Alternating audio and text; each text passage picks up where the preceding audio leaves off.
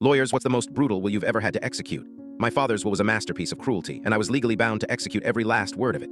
He'd had a massive stroke, left him non-verbal, but his eyes were sharp. He was trapped in his own body, a spectator to his own life.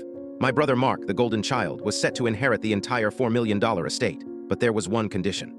Mark only got the money if I, the estranged son, personally provided our father's end-of-life care in my own home. It was his last, perfect power play. Mark begged me to refuse, said we could contest it. But I looked at my father, paralyzed in his wheelchair, and I saw the flicker of smug victory in his eyes. I accepted. I moved him into my spare bedroom. The will stipulated care. It said nothing about the decor. The first thing I installed was a single, large photograph on the wall opposite his bed. It was a picture of my mother from 20 years ago, smiling for the camera with a black eye she always claimed she got from falling down the stairs. He couldn't look away. My next step required effort. I spent weeks tracking down his old business partners, the ones he'd ruined. One of them, a man named Henderson, had saved every threatening letter my father had ever sent. He was more than happy to help. The final piece was a trap for my brother. I called Mark, told him Dad was fading fast and that he should come say his goodbyes. With a voice recorder running in my pocket, I listened as Mark confessed everything. How Dad had paid off his gambling debts, how he'd helped cover up an affair that destroyed another family. Mark even admitted he always knew about the abuse. The next day, I installed a new sound system in the room. The will mandated round-the-clock care. It never said it had to be quiet.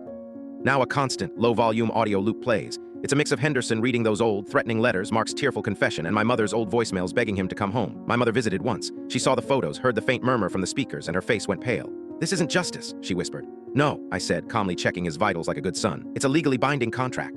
The end came with a new hospice nurse. She was young and clearly disturbed by the room's atmosphere. "What is all of this?" she asked, her eyes wide. My father's eyes, the only part of him that still worked, screamed at her, pleading. I just smiled and handed her the binder containing a copy of the will and my absolute power of attorney. "His final wishes," I said. She read the first page, her expression shifting from confusion to a kind of horrified understanding. She looked from the paper to my father, then back to me. She just nodded slowly and wrote in her chart. "Patient is comfortable. Family is compliant with all legal directives."